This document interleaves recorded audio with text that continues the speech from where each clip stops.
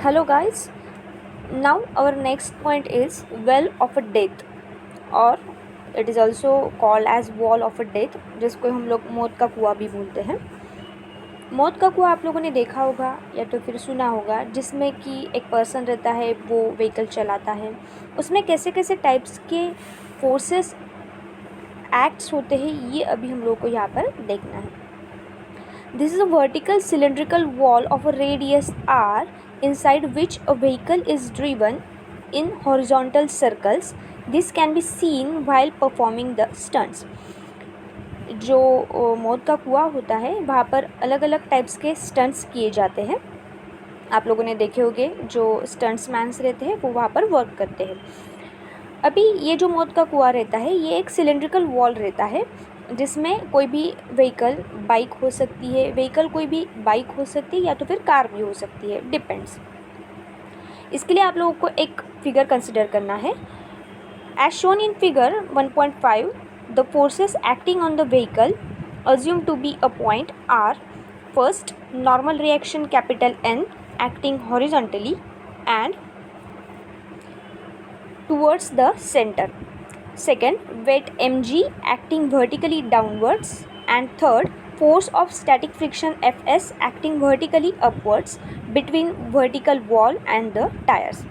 It is static friction because it has to prevent the downward slipping. Its magnitude is equal to mg as this is only upward force. आप figure देख सकते हो, जिसमें कि well of a death आपको दिखाया गया है। उसमें C सेंटर पॉइंट है, N जो है वो नॉर्मल रिएक्शन है, जो कि आपका लेफ़्ट साइड में जा रहा है। Fs जो है वो आपका स्टैटिक फ्रिक्शन है, जो कि अपवर्ड पोजीशन में है। एंड Mg जो कि वेट है, जो वर्टिकली डाउनवर्ड पोजीशन में एक्ट हो रहा है। ऐसे तीन अलग अलग टाइप्स के फोर्सेस आपको यहाँ पर दिख रहे हैं। गाइज, यहाँ पर जो स्टैटिक फ्रिक्शन एक्ट होता है वो प्रिवेंट करता है डाउनवर्ड स्लिपिंग को। मतलब जैसे ही स्टंटमैन अपनी बाइक या तो फिर कार लेके अगर अपवर्ड पोजीशन में जा रहा होता है, तो उसके ऊपर का जो उसके टायर्स के और जो सरफेस रहता है, उसके बीच में जो फ्रिक्शन आता है, उस फ्रिक्शन की वजह से वो स्लिपिंग नहीं होता है, मतलब स्लिप नहीं करता है। Its magnitude is equal to mg। उसका मैग्नीट्यूड कितना रहता है? तो ऑब्वियसली वेट का फॉर्मूला m इंटू जी, मतलब mass into gravity. As this is the only upward force. क्यों? लेकिन यहाँ पर एक ही फोर्स अपवर्ड में है, जो कि mg है। मतलब वही आप लोगों का स्टैटिक फ्रिक्शन भी रहता है। नॉर्मल रिएक्शन n इज़ दस द रिजल्टेंट सेंट्रीपेटल फोर्स। यहाँ पर नॉर्मल रिएक्शन जो है वो कैसा है? मैंने जैसे कि आपको बताया कि जो लेफ़्ट में जा रहा है, मतलब सेंटर की तरफ जा रहा है, मतलब यहाँ पर सेंट्रीपेटल फोर्स एक्ट होता है। और the only force that can balance the centrifugal force, जैसे कि हम लोगों ने लास्ट पॉइंट में देखा था, सेंट्रीपेटल फोर्स जो कि बैलेंस करता है सेंट्रीफ्यूगल फोर्स को। 10 इन मैग्नीट्यूड, इसलिए अगर यहाँ पर हम लोग मैग्नीट्यूड कंसिडर करते हैं तो n equals to M R omega square आता है। That is equals to omega की जगह पे v अपॉन आर अगर फॉर्मूला पुटअप करते हैं तो M V square upon R and M G equals to F S, मतलब weight equals to your static friction. Force of static friction Fs is always less than और equal to mu S N. यहाँ पर mu जो है वो क्या है? तो coefficient of the static friction है। So Fs is less than और equal to mu S into N. Therefore mg, मतलब जो आपका स्टैटिक फ्रिक्शन है Fs,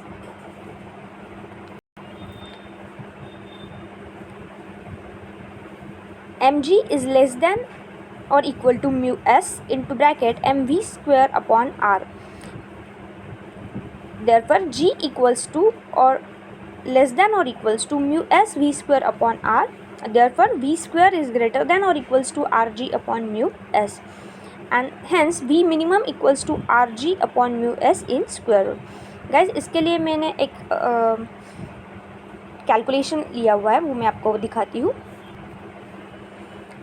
so guys, this is the formula and explanation of our wall of a death. F equals to m a, force का formula है mass into acceleration. Therefore force यहाँ पर क्या है? तो नॉर्मल रिएक्शन है capital N, that is equals to m वैसे के वैसे लिया है, और एक्सेलरेशन की जगह पे क्या लिया हुआ है, तो your formula for the acceleration in terms of angular velocity that is r omega square. Then omega की जगह पे v अपॉन r अगर हम लोग पुटअप करते हैं तो क्या मिलेगा, v square upon r square मिलेगा।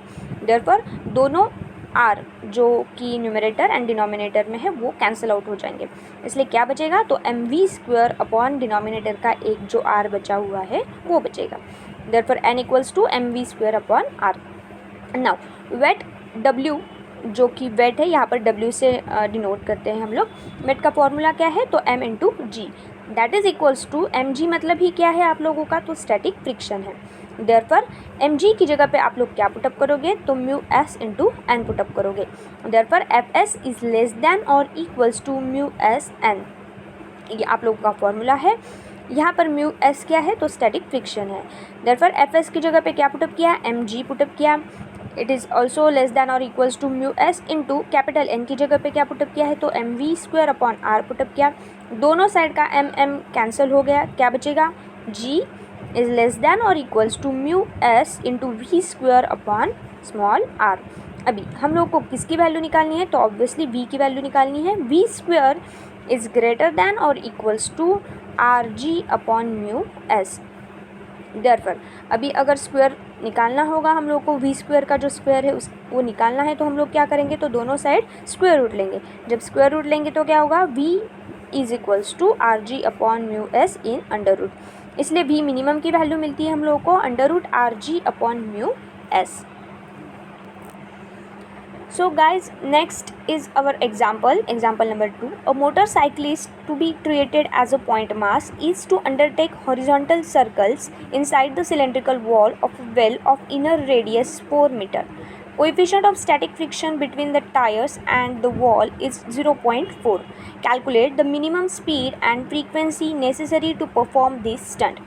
Use g equals to 10 meter per second square. यहाँ पर जो एग्जाम्पल दिया हुआ है उसमें कौन सी चीज़ें दी हुई है हम लोगों को, तो आप लोगों को इनर रेडियस दिया हुआ है सिलेंड्रिकल वॉल का 4 metre, coefficient of static friction दिया हुआ है 0.4, और ग्रेविटी की वैल्यू जो रहती है, जो कभी कभी आप लोग 9.8 मीटर पर सेकेंड स्क्वायर भी लेते हो, लेकिन अगर आप लोगों को प्रॉब्लम में दिया हुआ है कि 10 की वैल्यू लेनी है तो नियरली इक्वल्स टू 10 मीटर पर सेकेंड्स भी आप लोग ले सकते हो, जो कि यहाँ पर ऑलरेडी बताया हुआ है।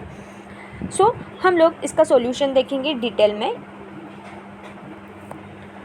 सो guys, this is your solution for the example number 2। यहाँ पर ग्रेविटी दी हुई है g equals to 10 metre per second square, radius दिया हुआ है r is equals to 4 metre, coefficient of static friction दिया हुआ है म्यू s जिसको हम लोग डिनोट करते हैं 0.4। यहाँ पर दो चीज़ें आप लोगों को कैलकुलेट करनी है, जो कि स्पीड v मिनिमम मतलब मिनिमम स्पीड एंड फ्रीक्वेंसी जो कि n मिनिमम मतलब मिनिमम फ्रीक्वेंसी, ये दो चीज़ें आप लोगों को कैलकुलेट करनी है। इसके सॉल्यूशन के लिए देखिए, आपका फॉर्मूला है v minimum equals to under root of r ji upon mu s, जो कि एक्सप्रेशन में हम लोगों ने देखा था, ये फॉर्मूला हम लोग को मिला है। इस फॉर्मूला में अगर वैल्यूज पुटअप करते हो आप लोग, तो r की वैल्यू है 4, g की वैल्यू है 10 एंड म्यू एस की वैल्यू है 0.4। अभी ये जो 0.4 है, ये कैलकुलेशन के लिए मैंने 4 इंटू 10⁻⁻1 के फॉर्म में लिखा है, क्योंकि ऑब्वियसली मैग्नीट्यूड सेम रहता है। 0.4 हम लोग 4 इंटू 10⁻1 के फॉर्म में भी लिख सकते हैं। 4 गेट कैंसिल, क्या बचा 10⁻1, नीचे का जो 10 डिनोमिनेटर में जो 10⁻1 है वो ऊपर जाएगा, तो क्या हो जाएगा 10⁻1 हो जाएगा। 10⁻1 इंटू 10⁻1 मतलब क्या हो जाएगा 10⁻2 हो जाएगा। अभी 10⁻2 मतलब ही क्या रहता है, तो 100 रहता है, इसीलिए under root of 100 is equals to 10 metre per second, उसको ही हम लोग 10 मीटर सेकेंड इन्वर्स भी बोलते हैं। ये वैल्यू आ गई आपकी मिनिमम स्पीड की, मतलब v मिनिमम की। नेक्स्ट है मिनिमम फ्रीक्वेंसी, मतलब n मिनिमम निकालना है आप लोगों को, that is equals to v minimum upon 2πr, मतलब speed divided by your 2πr मतलब रेडियस।